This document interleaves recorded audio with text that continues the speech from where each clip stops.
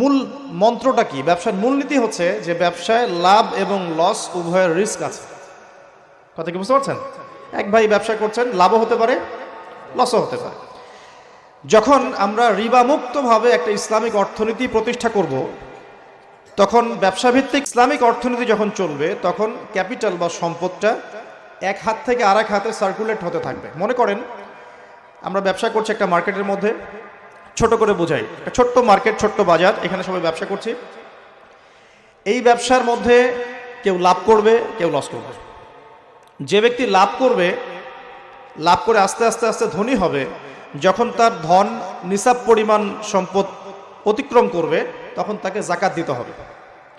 এতে করে সমাজের যে অংশের মানুষের হাতে সম্পদ নাই, সে অংশের মানুষের কাছে জাকাতের মধ্য দিয়ে সম্পদ যাবে, সম্পদ সার্কুলেট করবে সমাজ।